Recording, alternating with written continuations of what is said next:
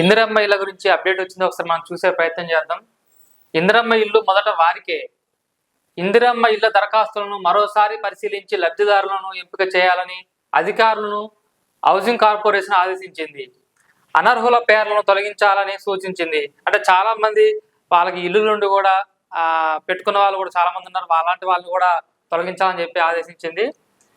దరఖాస్తులను 3 కేటగిరీలుగా L1, L2, L3 విభజించింది. అంటే దరఖాస్తు 3 కేటగిరీలుగా L1 లో ఎవరు వర్తిస్తారు, L2 లో ఎలాంటి వారు వర్తిస్తారు, L3 లో కూడా ఎలాంటి వారు వర్తిస్తారు ఒకసారి చూసే ప్రయత్నం చేద్దాం. L1 లోకి సొంత స్థలం ఉండి ఇల్లు లేని వాళ్ళు, అంటే L1 లో సొంత స్థలం ఉండి ఇల్లు లేని వాళ్ళు ఉంటారు. వాళ్ళని మొదటి స్థానంలో అంటే L1 స్థానంలో చేర్చడం జరిగింది. అలాంటి వారికి మొదట ఇల్లు వచ్చే అవకాశం ఉంది, సొంత స్థలం ఇల్లు లేని వాళ్ళు. L2 లోకి స్థలం ఇల్లు రెండూ లేని వాళ్ళు, అంటే స్థలము ఇల్లు లేని వారికి రెండో విడతలో L2 లోకి విభజించడం జరిగింది. L3 లోకి అద్దె రేకులు పెంకుటిళ్లలో ఉన్నవారు వస్తారు. L3 లోకి అద్దెలో ఉంటున్న వారు, పెంకుటిల్లు రేకులిల్లు ఉన్న వారికి L3 లోకి వర్తిస్తారు. వాళ్ళకి మూడో విడతలో కూడా వచ్చే అవకాశం కనబడుతుంది.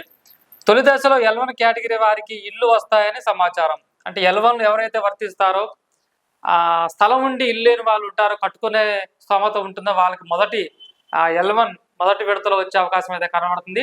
చాలా మంది ఎదురు చూస్తున్నారు ఇందిరమ్మ ఇల్లు ఎప్పుడు ఇస్తారని చెప్పి. తెలంగాణ రాష్ట్రంలో కాంగ్రెస్ ప్రభుత్వం వచ్చిన తర్వాత ఈ ఇందిరమ్మ ఇళ్లను కూడా ప్రతి ఒక్క పేదవారికి అందించాలనే కోరిక నెరవేరే దిశగా అయితే ప్రభుత్వం వెళ్తున్నట్టు కనబడుతుంది. ఇది అప్డేట్. ఇందిరమ్మ ఇళ్ళ గురించి అయితే అప్డేట్ ఇద్దాం చూసుకోవచ్చు. ఇందిరమ్మ ఇల్లు ఇలా ఉండబోతుంది,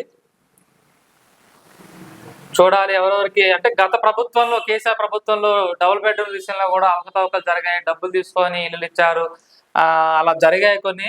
ఆ పార్టీ వాళ్ళకి అక్కడ ఉన్నటువంటి కార్యకర్తలకు వాళ్ళకే ఇచ్చారు, వేరే పేదవాళ్ళకి కూడా అందలేదని చెప్పి చాలా విమర్శలు అయితే కేసీఆర్ ప్రభుత్వంలో రావడం జరిగింది. కానీ ఇప్పుడు అలాంటి